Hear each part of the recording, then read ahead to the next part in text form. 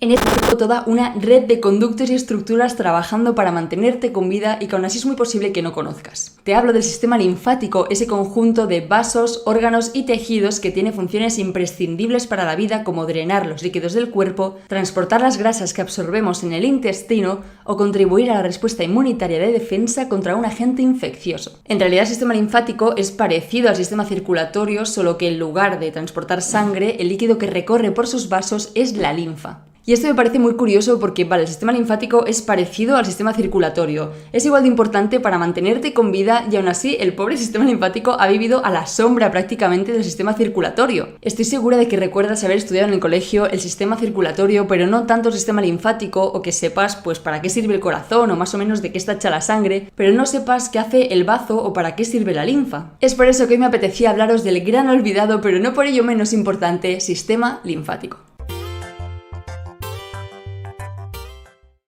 Es raro imaginar que tienes como todos esos vasos transportando linfa por tu cuerpo ahora mismo y tú sin saberlo, pero vamos a ver igualmente cómo se distribuye el sistema linfático para haceros un poco a la idea. Para empezar están los vasos linfáticos que recorren los distintos tejidos de tu cuerpo transportando un líquido llamado linfa, de forma similar a los vasos sanguíneos transportando la sangre. A medio camino de esos vasos linfáticos nos encontramos con varias estructuras de forma ovalada llamadas ganglios linfáticos. Se estima que tenemos aproximadamente unos 450 ganglios linfáticos distribuidos por el cuerpo, aunque lo hacen predominantemente en zonas como las axilas, las ingles, el abdomen o el cuello. De hecho, un experimento que podéis hacer vosotros en casa es palparos el cuello y seguramente notaréis como una especie de bultitos que vendrían a ser los ganglios linfáticos.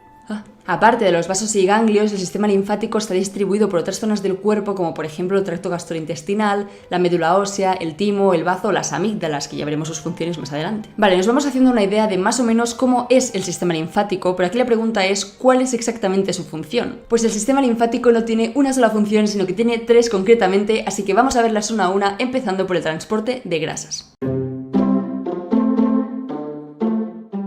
Cuando comemos un alimento, este se va descomponiendo en partes cada vez más pequeñas que son absorbidas en el tracto gastrointestinal para pasar hacia la sangre. ¿Por qué pasan estos nutrientes a la sangre? Pues porque así se distribuyen por las células del cuerpo que utilizarán esos nutrientes para obtener energía o para almacenarla, como hacemos por ejemplo con las grasas. Pues el sistema linfático ayuda al intestino a transportar las grasas que provienen de los alimentos que comemos hacia la sangre. Es decir, hace de transportista al coger esas grasas que han absorbido las células del intestino y las llevan a través de los vasos linfáticos hasta la sangre.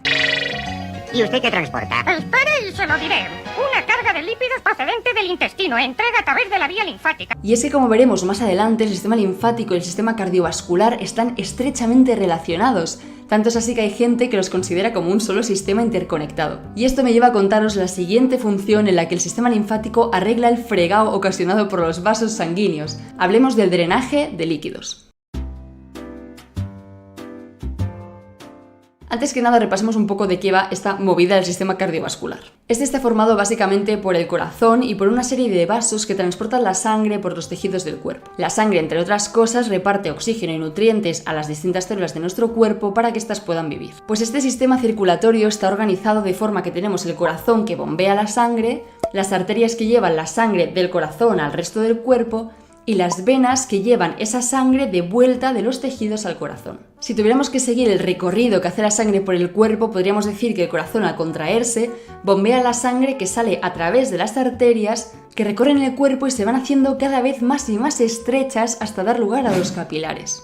Los capilares son los vasos sanguíneos más estrechos y más pequeños que tenemos, más que nada porque son los que están en contacto directo con las células a las que suministran oxígeno y nutrientes. Los capilares sueltan ese oxígeno que las células necesitan y recogen el dióxido de carbono que les sobra, que será llevado de vuelta al corazón gracias a las venas. A ver, no quería complicar esto mucho, pero luego tienes que imaginarte que esta sangre del corazón va a los pulmones, donde se realiza ese intercambio de oxígeno, dióxido de carbono, de forma que cuando tú inspiras la sangre se llena de oxígeno que se repartirá por los tejidos y cuando tú expiras se expulsa ese dióxido de carbono que les sobra. Pero sí en otro vídeo que además es bastante interesante. En fin, todo esto suena muy bonito, la naturaleza es maravillosa, bla bla bla, pero tenemos un problema. Por cómo está diseñado nuestro cuerpo y por cuestiones físicas de presiones en las que no vamos a entrar, digamos que de forma inevitable a los capilares siempre se les escapa algo de líquido hacia afuera. Ese líquido que sale de los capilares hacia afuera no es la sangre tal cual, sino que es lo que llamamos el plasma. Esa fracción líquida de la sangre que está compuesta pues básicamente por agua, pero también por proteínas y otras moléculas.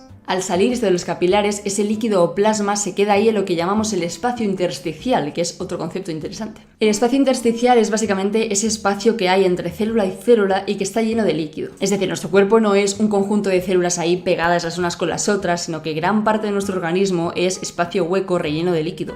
Bueno, la cosa es que de todo ese líquido que sale de los capilares hacia el espacio intersticial, el propio sistema circulatorio reabsorbe gran parte del mismo. Pero ese líquido restante que se queda ahí es reabsorbido por el sistema linfático, que menos mal porque si no ese líquido se iría acumulando ahí progresivamente y nos iríamos hinchando como un globito. Es por eso que la linfa, el líquido que transportan los vasos linfáticos, proviene del plasma de la sangre. Es decir, proviene de ese líquido que salió de los capilares y que fue reabsorbido. Pues ese líquido reabsorbido va viajando a través de los vasos linfáticos y finalmente es abocado de nuevo en el sistema circulatorio. ¿Y cómo se hace esto? Pues digamos que de forma parecida al sistema circulatorio, los capilares linfáticos más pequeños van fusionándose en vasos linfáticos cada vez más grandes hasta dar lugar a los dos vasos linfáticos principales del cuerpo, que son el conducto torácico y el conducto linfático derecho. Concretamente, el conducto linfático derecho recoge líquido de la parte derecha del cuerpo y el conducto torácico recoge líquido de la parte izquierda y también de la parte inferior, o sea, extremidades y abdomen. Pues estos dos grandes vasos linfáticos son los que están conectados con el sistema circulatorio. Es a través de este punto de unión entre sistema linfático y sistema cardiovascular que el líquido es retornado a la sangre. Y hay una pregunta que no sé si os habéis hecho, pero es muy curiosa, y es ¿cómo consigue el sistema linfático llevar, digamos, ese líquido de abajo hacia arriba? O sea, ¿cómo consiguen los vasos vencer la gravedad?